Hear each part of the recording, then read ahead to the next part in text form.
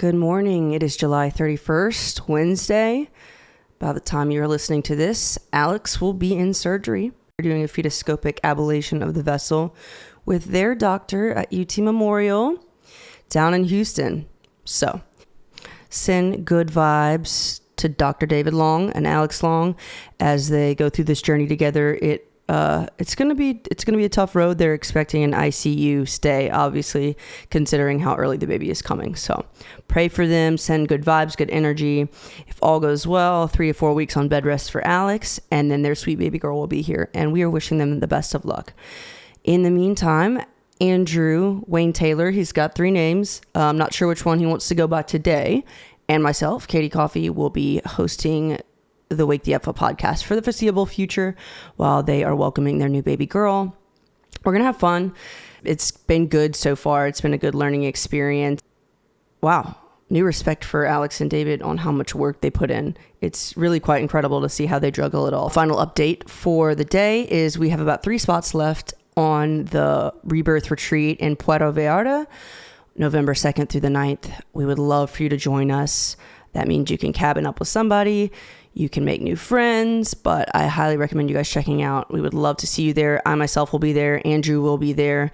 Alix will not be there. The baby will have arrived at that time, and Dion will be leading it. Callie will be there. It's going to be a great time. I had an awesome time last year. Life-changing is an understatement. So we would love to see you there. And the video. Every time we forgot, gotta learn to let it go. Once asleep, now awake, feeling every breath you take. Welcome to Wake the F Up podcast, hosted by Alix and David Long, where we talk about living consciously and helping people uncover their essential selves so that they can stop sleepwalking through life. Our goal is to create a safe space where our guests can share how they've decided to wake the F up and become mindfulness experts through their own emotional healing journey.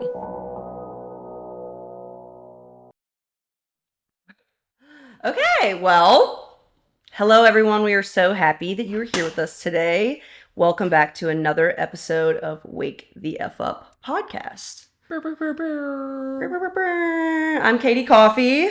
I'm Wayne Taylor. And we are here on behalf of Alix Long, who is probably holding her baby right now. And she asked us to take over for just a little short season. That's what we're going to do. And we're going to talk about anxiety. And who better than to talk about anxiety than Wayne? The most anxious being on the team. So I was shocked when you said that you were hospitalized for anxiety. Twice. Yeah. What was that like? Wild. First time that happened, I was in high school, and I had 3 panic attacks back to back at the end of the school day. I went to a teacher who was like the medical person, and I was like, yo, I don't, something feels wrong. And then I just started hyperventilating, freaking out, shaking uncontrollably. And then she laid me down. As soon as it stopped, maybe 5 minutes later, it just happened again. And then it happened a third time. And I was trying to pull my hair out. I was screaming nonstop. I would fall over when I stood up. And so they were like, yeah, let's just send him to the hospital. So that was the first time that I was hospitalized for it. The second time was when I was 22. Again, just nonstop having panic attacks. Didn't know how to stop them, didn't know what was causing them, but I kept on thinking that my heart was going to explode. The right before I went to the hospital, I remember I was sitting at Frothy Monkey, and as soon as I started to eat, it was any sort of small action was a trigger to having an anxiety attack, which was it was so strange because none of it made sense. So I literally just sat down and started to take a bite, and then I felt like I was gonna throw up, couldn't breathe, felt like I was losing colors in my vision. Then I called my friend Abby, and I was like, I need you to take me to the hospital. I think I'm having a heart attack or something. And what's crazy is you feel so insane and you think that you're right, the entire time I was like, there's no doubt in my mind that something's wrong with my heart right now. Something is going on in my chest that I need medical attention. And I get there, and they checked me for everything. I mean, they did an EKG test on me. They scanned me for cancer. They did all kinds of tests on me. And they were like, hey, dude, you're fine. and How old were you for that time? I think I was 22. It's so wild because that hearing like, hey, you're actually like, there's literally nothing wrong with you, is like, okay, awesome. But also like, yo, what? What do you mean there's nothing wrong with me? I've been like thinking I'm having heart attacks because I'm just nonstop having panic attacks. Like, how is there nothing wrong with me? So it's a very like liberating feeling to know there's nothing wrong with you medically, but also like mentally, you're like, I don't get it because I'm in like actual physical pain, you know? That's brutal. So anxiety has always been like, I've always been uh, I guess it's always been like a fear-based thing in general. I don't know. That's crazy. Yeah. That's crazy. So I feel like a lot of people throw that word around. Everyone says have anxiety. Mm-hmm. And I think to some degree people have some sense of anxiety, but how would you say that someone would be able to differentiate you're having an anxious day versus medically you have anxiety? Yeah. Well, the difference, there's nothing wrong with having anxiety about a scenario that's going to happen. Like, you get anxious about like, you know, whatever thing that you might be going through or event that's going to happen. But the difference is, there's a difference between having anxiety and having anxiety attacks, you know? Like, I can be anxious about like a meeting that I have tomorrow or something. But the moment that you start having panic attacks and they don't stop, and you don't know how you don't know how to stop them when they're showing up or what to do with them, that's when you need something. For me, when both times that they sent me to the hospital, they tried to put me on medication. I refused to be on medication. I grew up around a lot of pill addicts, and I never wanted to be on any type of pills, no matter what it was. It was difficult for me for a long time to just take ibuprofen. Wow. Because I didn't like the concept of taking medicine, you know? Mm-hmm. But the real difference is when you are having panic attacks nonstop and you can't do anything about it. That's when it's an issue. So how did you start dealing with it? What's worked for you? What hasn't worked for you? The things that I would put myself through on purpose because I chose to not be on medication, I chose to notice the anxiety and play along with it. Mm-hmm. Like, voluntarily be like, we're about to have a panic attack. Let's fucking go, dude. Let's see what we can go through. Let's see what you got.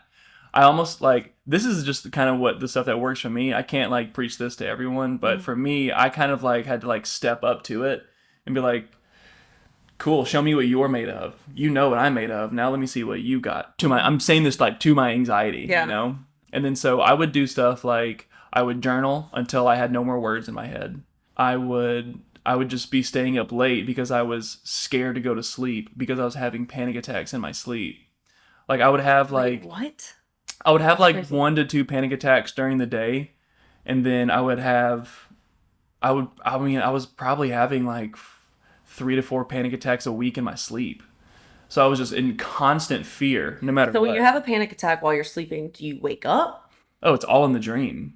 Oh. It's all in the dream. So that's like a form of sleep paralysis. I guess so. I don't know much Would about you it. be able to not move? Like, what were the dreams? A lot of the dreams were car wreck based. So like, one that I remember that I would have a few times was, I would be driving in my car on the interstate, and then just like some kind of shadowy figure would like grab me by the throat and then grab the steering wheel and, you know, just take the car off the road. And then I would wake up from those scenarios and just like I wouldn't be breathing, you know, my heart is just going insane. And then you're like scared to go back to sleep after that. That's brutal. I have dreams like that, but I don't know. I'm just like a wild dreamer. Yeah. Yeah. Anxiety to me has always felt like a glass jar full of bees. And the very first thing that I noticed that was helping me was journaling. I preach journaling all the time. Mm-hmm. I have so many journals from the time that I was like 17 or 18, and I still have all of them, like through now. It always felt like a glass jar full of bees that were just like swarming around. And then whenever I would journal, it was kind of like you're taking the lid and just opening it slightly, and the bees would slowly kind of start to like, you know, leave the jar. And then by the time that, you know, the jar would be empty would be the time that I didn't have any more words to write down. And then I could actually go to sleep. Those are like the only times I could actually sleep and know that I wasn't going to like freak out in my So sleep. it works. Yeah. It works. Yeah. That's awesome. And that was really cool for me personally, because I was like, oh, maybe I actually don't need medication. Maybe I really can figure out a way through this that doesn't require me being on medication. And then I remember from that point on, I was like, I'm gonna do this without medication, because I at some point want to be able to show other people that you don't need medication to go through this. If you have just like, general anxiety disorder, whatever, you can get through it. It's not easy. It's very scary. But if you place yourself on the path to get there, then you can do it. You absolutely can. I totally understand that. I do that with music, like writing lyrics. It's a different form of journaling, but totally, like after I finish writing a song, I try to write a song a day. Mm-hmm. After I finish, I'm like, I don't know. It's just like free therapy. As people who are creatives, doing something creative is such a great way to like at least minimize anxiety. For sure. Writing a song, making a beat, whatever it may be. For any type of artist, painting, anything. I think creativity is so important. Yeah.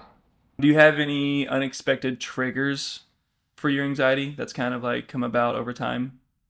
Therapy has given me tools to understand anxiety, and I would definitely say going over to like sometimes like family events, I think, and I feel like a lot of people probably have that experience like before holidays or whatever.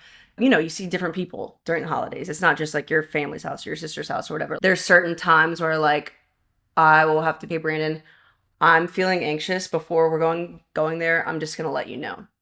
Because otherwise I would do things like, I don't know, literally take an edible and not tell anyone, so that I would just be a little bit like, woo, when I'm there, so that I wouldn't, have social anxiety. Mm-hmm. So I feel like sometimes I have social anxiety, and I didn't realize that until probably pretty recently. Yeah. Wait, so what would be triggering it? Just being around people in general? Is it like a group setting thing? I would get nervous to speak. Yeah, being around people, just being too self-aware, maybe. How do you communicate your anxiety to others? A lot of times I don't communicate it. Like, I sometimes don't even realize I'm having anxiety. But to the best of my ability, when I do realize it, I just say it. I'm experiencing this. I'm feeling this. I'm getting better at it, though. Even last night, I was like, I feel bad about this. And Brandon's like, what? I'm like, yeah, I feel bad about this thing. And he's like, why? I'm like, this doesn't make any sense. I don't know. It just came in my head. And I'm just telling you, and I'm putting it out there, because for a long time, I wouldn't say those things. But when you put it out and you say the word, you're like, oh, you know what? That sounds crazy. So it changes completely. Yeah, when you say it out loud, oh, like, that's not real. Mm-hmm. Or it's lame. That's not worth my time. So just speaking on it and just being honest and vulnerable, as hard as that is. I feel like being vulnerable about it is, for me is hard. Did you ever find it hard to be vulnerable? My anxiety was so bad that it would be pretty obvious. So you don't have anxiety now? Oh, I definitely just still do. Yeah. I definitely still have it, but it comes way less. I do still have panic attacks, but at this point, for like a few days, I can tell that I'm about to have one, but I don't know exactly when it's going to happen. Okay, there's one around the corner, but I don't know exactly when this is going to happen. And then I'll have like a full breakdown, just like one good full cry, just like fully melting. I feel like I'm shedding layers. Think of it as like shedding an old version of me. Mm-hmm. That's kind of what they feel like at this point every single time that they happen. It feels like I have these breakdowns, and then when I like stand up from it, I'm like, sweet, got rid of all that. Let's go. It feels like it's I feel like I'm releasing a ton of toxins. All of the built up anxiety over whatever, the last couple months or something, and I rid all of it, and then I move forward. How does anxiety show up for you work-wise? Do you have anxiety around work? I don't until the end of the month. Once it gets like the end of the month, I'm always like, oh, are my clients going to drop me? Every single month. Okay, first of all, I know that feeling. Yeah. That's being an entrepreneur. That's being a freelancer. Yeah. Yeah. The first 3 weeks out of the month, I'm straight chilling. But then the last week, I'm always like, fuck, when I send out these invoices, like, are they going to tell me that they don't want to go again next month? Like, what's about to happen? Yeah, no, that's me. Like, the car note comes out, rents due. I'm like, ooh, woo, let's go. And then I'm like, okay, is this still going to be sustainable forever? That's the question. And it's a fear and anxiety because it's almost like you're not in the present. You're like thinking about the future. Mm-hmm. Yeah. Yeah. That's all anxiety is. It's just future preparation for things that aren't happening, haven't happened, probably won't happen. But for a long time, my anxiety was so bad, I used to serve tables. And I would be serving tables and I would start stuttering because I couldn't think of my sentences. And then that would, of course, make me just full panic. And I would walk away from tables mid-sentence, have a panic attack in the bathroom, and then come back and be like, my fault. What do you guys want to eat? What? Wow. That happened so many times. I would be at a table and just being like, hey, do you... And then I would literally just walk away and they're like, okay, what just happened to him? You know? And I just come back like 5 minutes later, eyes are bloodshot red. Probably just thought I went like shot up drugs or something. And I'm back like, what's up, nerds? That's probably exactly what they thought. Yeah. I feel like that would happen to me when I serve tables, but I almost just like black out and just say stuff. So the exact opposite of what you do. It's like literally whatever's coming out of my mouth, who knows? That also happens when I get stage fright, or like when I was on improv team in high school. I mean, like some of the shit that I would say, I would like walk off the stage and be like, what did I just say? Like, not okay. Not okay. I think that all emotions are two sides of the same coin.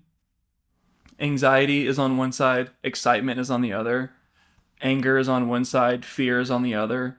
There's two sides to every single emotion. Whatever one that you may be portraying, you might actually be trying to experience the opposite, or you might be internalizing the other side of the coin.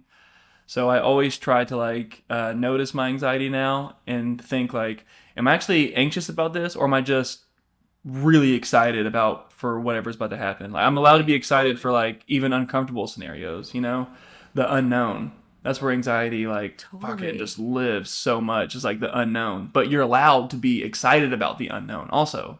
Do you ever get like butterflies?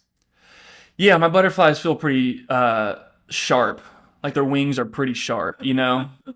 Like they're butterflies, but they're flapping. Oh my god. Hard. So someone told me one time that like anxiety or just like butterflies in your stomach is just, you just have to let them fly. Like it's just excitement. See, I said bees. Okay, yeah. You know, it feels like a bunch of bees. That's different. It's just completely different. Yeah. But I feel like I experience anxiety like butterflies. Really? Yeah, so it's not as intense. Yeah, okay. But it's still a, like, you know, you're like, it's a physical symptom, you know, you physically feel it. Absolutely. Yeah.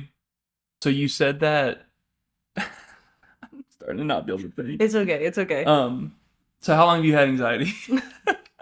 I didn't realize I had anxiety. I realistically, like, the kind of anxiety that you're talking about, I got during my divorce and after my divorce, the kind that you're talking about. Mm-hmm. Like, where your heart is like, you know, your chest is so tight. Honestly, I felt like I was dying. Mm-hmm.